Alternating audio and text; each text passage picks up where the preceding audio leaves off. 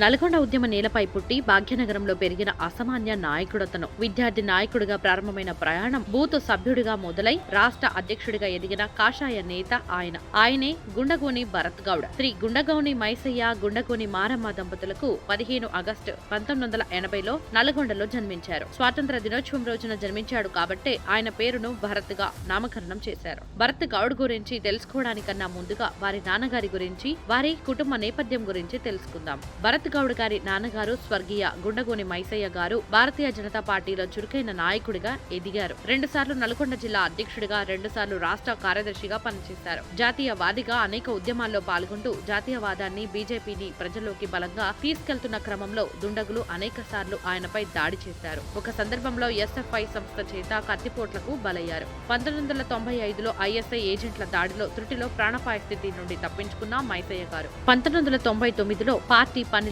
నిమగ్నమవగా నక్సలైట్ల చేతిలో దారుణ హత్యకు గురయ్యారు. అంతేకాదు భరత్ గౌడ్ అన్నయ్యను సైతం 1993 సంవత్సరంలో ఐఎస్ఐ ఏజెంట్లు కత్తులతో పొడిచారు. తుపాకీ తూటాలు, రక్తం మరిగిన కత్తిపోట్లతో భయపెట్టాలని చూసినా వారి కుటుంబం జాతీయవాదాన్ని నమ్మిన సిద్ధాంతాన్ని వదలలేదు. అంతటి సమర్పిత భావం గల త్యాగాల కుటుంబం నుండి వచ్చిన వ్యక్తి మన గుండగోని భరత్ గౌడ్ గారు. భరత్ గౌడ్ గారి విద్యాభ్యాసం ఐవీవై లీగ్ అకాడమీలో 10వ తరగతి, సిబిఎస్ఈలో గౌతమి జూనియర్ కాలేజీలో ఇంటర్మీడియట్, అరోరా డిగ్రీ కళాశాల బీఎస్సీ మైక్రోబయాలజీ, శివాని ఇన్స్టిట్యూట్ లో ఎంబీఏ చదివిన ఆయన సేల్స్ మరియు డిస్ట్రిబ్యూషన్ పూర్తి చేశారు. అనంతరం కొన్ని సంవత్సరాలు Aditya Birla Sun Life Insurance లో అసోసియేట్ గా పనిచేశారు. రాజకీయ ప్రస్థానం విద్యార్థి నాయకుడి నుండి రాష్ట్ర అధ్యక్షుడిగా ఎదిగిన వైనం ఆయన కష్టానికి దక్కిన ప్రతిఫలం. డిగ్రీ చదివే రోజుల్లో ఏబీవీపీలో చురుగ్గా పాల్గొంటూ కళాశాల అధ్యక్షుడిగా పనిచేస్తూనే 1998 నుండి ముషీరాబాద్ నియోజకవర్గంలో బూత్ కార్యకర్తగా బీజేపీలో పనిచేయడం ప్రారంభించారు.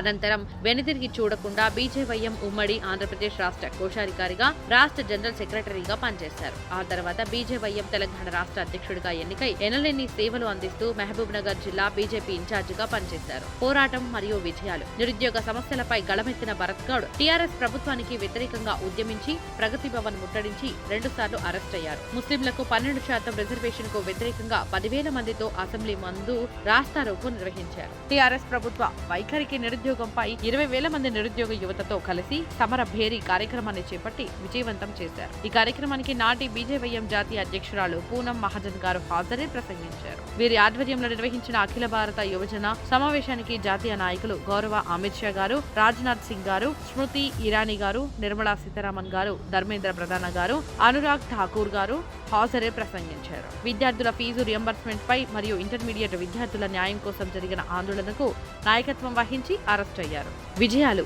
తెలంగాణ వ్యాప్తంగా అన్ని జిల్లాలు, మండలాల్లో బీజేవైఎం కమిటీలను ఏర్పాటు చేశారు. మొట్టమొదటిసారిగా బీజేవైఎం బూత్ స్థాయి కార్యకర్తలకు ఫోటో ఐడి కార్డు అందించారు. రాష్ట్ర పార్టీ చేపట్టిన అన్ని కార్యక్రమాలలో, యాత్రలలో కీలక పాత్ర పోషించి విజయవంతం చేయడంలో సఫలీకృతులయ్యారు. 2019లో బీజేపీ 4 ఎంపీ సీట్లు గెలుచుకోవడంలో బీజేవైఎం నుండి కీలక పాత్ర పోషించారు. చేపట్టిన బాధ్యతలు: 1. మహబూబ్ నగర్ జిల్లా ఇన్ఛార్జిగా, 2. నమో యాప్ రాష్ట్ర కన్వీనర్ గా, 3. పరీక్ష పే చర్చ రాష్ట్ర కో కన్వీనర్ గా, 4. సేవ పక్వాడ కో కన్వీనర్ గా, 5. హనుమకొండ జిల్లా బీజేపీ సభ్యత్వ ఇన్ఛార్జిగా, 6. భద్రాద్రి కొత్తగూడెం జిల్లా సంస్థాగత ఎన్నికల రిటర్నింగ్ అధికారిగా, 7. నల్గొండ, ఖమ్మం, వరంగల్ ఎమ్మెల్సీ ఎన్నికల ఇన్ఛార్జిగా, 8. భాగ్యనగర్ క్లస్టర్ లో విజయ సంకల్ప యాత్ర ఇన్ఛార్జిగా, 9. మేరీ మిట్టి మేరీ దేశ్ రాష్ట్ర కో కన్వీనర్ గా, 10. బీజేపీ జాతీయ కార్యవర్గ సమావేశంలో ప్రధాని మోదీజీతో పాటు ప్రముఖులకు వసతి ఇన్ఛార్జిగా బాధ్యతలు చేపట్టారు. అంతేకాదు పార్టీ ఏ బాధ్యతను ఇచ్చినా స్వీకరించి విజయవంతంగా పూర్తి చేశారు. భరత్ అనే నేను లాగా అనేక బాధ్యతలు చేపట్టి లెక్కనినన్ని కార్యక్రమాలు దిగ్విజయంగా పూర్తి చేసి పార్టీ బలోపేతానికి ఎంతగానో కృషి చేశారు. మహంకాళి సికింద్రాబాద్ జిల్లా కాషాయ యోధులకు కొత్త దిక్సూచిగా, నిరుద్యోగ సమస్యలపై పోరాడిన యోధుడుగా, దశల బేరానికి దీటైన సమాధానమిచ్చిన నాయకుడిగా నేడు బీజేపీ మహంకాళి సికింద్రాబాద్ జిల్లా బీజేపీ అధ్యక్షుడిగా బాధ్యతలు చేపడుతున్న భరత్ గౌడ్ గారికి శుభాకాంక్షలు. ఈ సందర్భంగా వారి మనోగతం, వారి మాటలో మీరే వినండి. నేను nation first, party next, self last అనే సిద్ధాంతాన్ని బలంగా ఫాలో అవుతాను. ప్రధాని నరేంద్ర మోదీ నేతృత్వంలోని బీజేపీ ప్రభుత్వం దేశాన్ని సూపర్ పవర్ గా చూడటం నా లక్ష్యం. తెలంగాణ రాష్ట్రంలో బీజేపీ పార్టీని బలోపేతం చేయడానికి మరియు తెలంగాణలో బీజేపీ ప్రభుత్వాన్ని ఏర్పాటు చేయడానికి నా శాయశక్తులా కృషి చేస్తాను. భారత్ మాతాకి జై. జై హింద్.